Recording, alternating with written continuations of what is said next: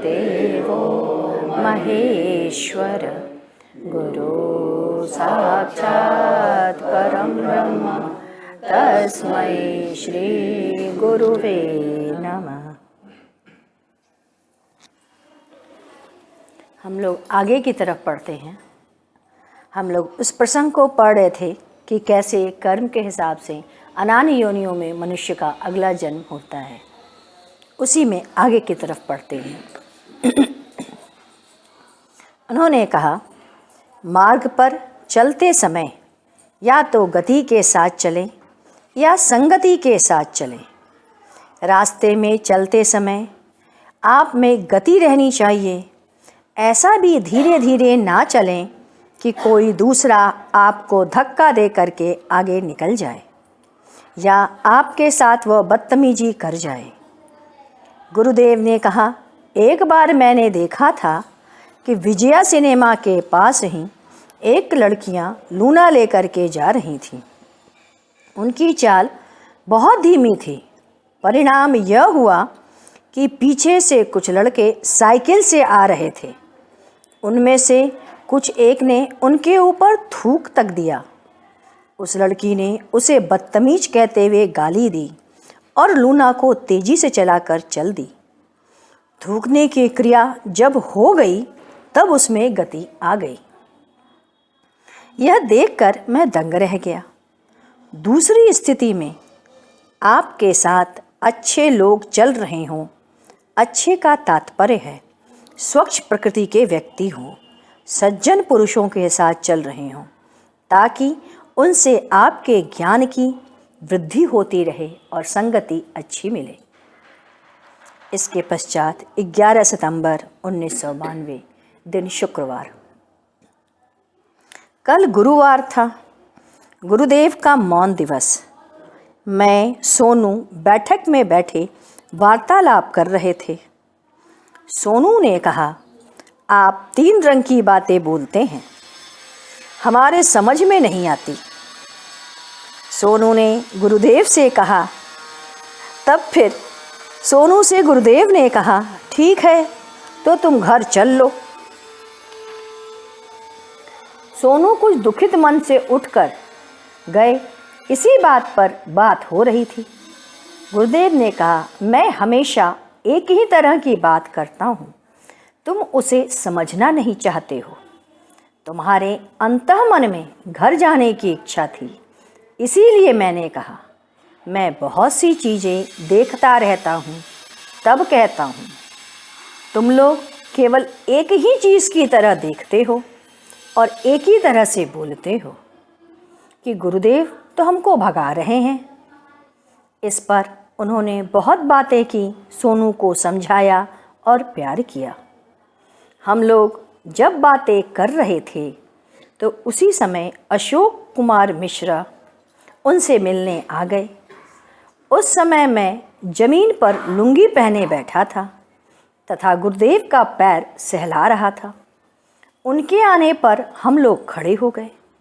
मैं उसी समय बैठक से बाहर निकल लिया और सोचता हुआ कि आज मिश्रा जी ऑफिस में मिलने पर अवश्य पूछेंगे। अचानक दूसरी तरफ से गुरुदेव आए और बोले, मैंने उनके दिमाग से वह सारी बातें निकाल दी हैं। मिश्रा जी को कोई भी चीज़ अब याद नहीं रहेगी, तुम निश्चिंत रहो। कितना ध्यान रखते हैं गुरुदेव, हम सब पर कितने बारीकी से देखते हैं। कहाँ मिलेंगे ऐसे प्रियवर। इसके पश्चात 12 सितंबर 1992 शनिवार। आज प्रातः हम गुंजन सोनू गुरु स्थल पहुँचे। चरणामृत लिए, माल्यार्पण और वंदना हुई। उसके बाद गुरुदेव ने कहा, धर्म आपको मोक्ष प्रदान करता है। आपने बहुत दान दिया, सत्संग किया, भगवत स्मरण किया। जितने धार्मिक कार्य हैं आप संपादित करते हैं। आपको स्वर्ग की प्राप्ति हो सकती है, मोक्ष प्राप्त हो सकता है, परंतु अध्यात्म आपको मुक्त करता है। मुक्तावस्था केवल अध्यात्म के द्वारा ही संभव है। यह हो सकता है कि धर्म के कारण आपकी स्थिति ऐसी हो जाए कि पुनः जन्म आपका श्रेष्ठ हो, धन और संपन्न से यश से युक्त सुख में वृद्धि करने वाले परिवार में हो तथा अध्यात्म की ओर बढ़ाने वाला परिवार मिले और उसके कारण आपको सद्गुरु की प्राप्ति हो और सद्गति मिले। अन्य प्रसंगों के अंतर्गत गुरुदेव ने कहा, लोग इतने विवेक शून्य होते हैं, या यूं कह लें कि प्रकृति का माया उनके ऊपर इस तरह फैला रहता है कि वे सुनकर, जानकर और देखकर भी उसे भुला बैठते हैं और अपने कर्म को पापमय बनाते जाते हैं। इसी संदर्भ में उन्होंने कहा, ऐसी अनन्य घटनाएं प्रकाश में आती हैं।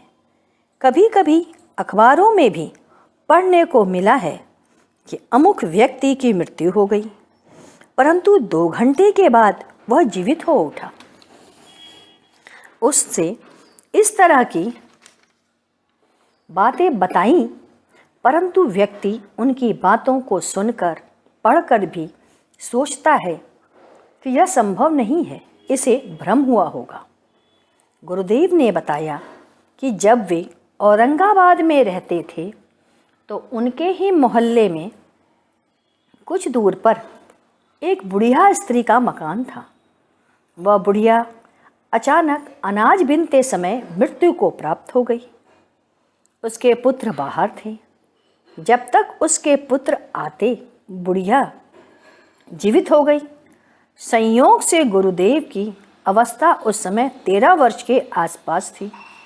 वे उसी मकान से सटे अपने एक मित्र के पास जाकर उन्हीं के साथ पढ़ते थे। वे उसके साथ गए। उस बुढ़िया के घर इस तरह की घटना होने पर उस बुढ़िया ने कहा, अरे मैं जीवित हो गई। अरे भैया, हमको कोनो पुण्य किए होंगे, ना तो दान कैले होंगे, कुछ धर्म कर्म करे होंगे।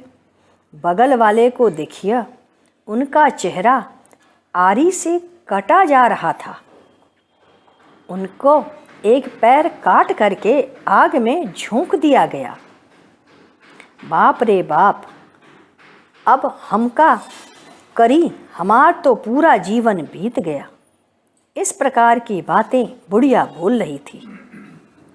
उन्होंने कहा, गलती से लोग हमें उठा करके ले गईलन। कहने लगलन कि अरे तुम्ही के ले आए हो, वापस कर दो ये के। यहाँ 10 घर बाद जो बुढ़िया रहती है ना, वो आधे घंटे के बाद उसकी मृत्यु हो जाएगी, उसे लेकर जाना है। लोगों ने दौड़कर पता लगाया, मालूम पड़ा बात सही है। ठीक आधे घंटे के बाद कुछ दूर रह रही बुढ़िया की मृत्यु हो गई। ऐसी ही एक घटना भेलूपुर की भी थी। एक जमींदार का कारिंदा मर गया, परंतु एक घटने के बाद उसके प्राण लौट आए। उस एक घटने में उसने जो कुछ वहाँ देखा, वह अपना घर छोड़ करके चला गया और फिर लौट करके नहीं आया। गुरुदेव कहते हैं, जो कुछ भी दृश्य उसने बताया या बुढ़िया ने बताया, कभी कभी ऐसी घटनाएं हम अखबारों में पढ़ते हैं। वह सारी बातें बिल्कुल सत्य है। उसके साथ वह घटना नहीं, वह सच्चाई है जो उसकी आँखों ने देखा और उसे हम लोग को बताया। यह सब आपके कर्मों का या कुकर्मों का फल होता है। दूसरों पर निगाह डालना, दूसरे के धन को हड़प लेना, व्यभिचार करना, हिंसा करना इत्यादि, यह सब मरने के बाद हमें नरक का भोग कराते हैं। आइए अब आगे फिर पढ़ते हैं, तब गुरु वंदना करें। ओम गुरु ओम गुरु ओम गुरुदेव, जय गुरु जय गुरुदेव।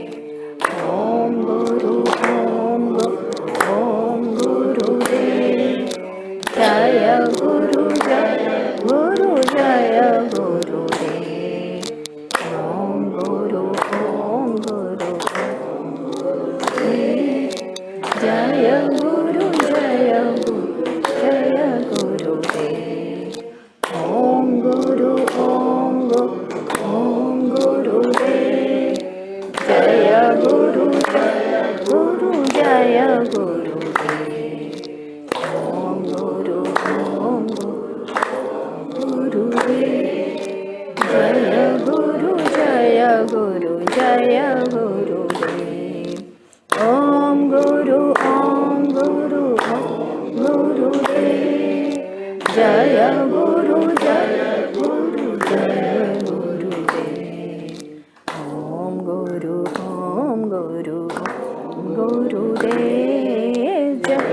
गुरुदेव जय गुरुदेव।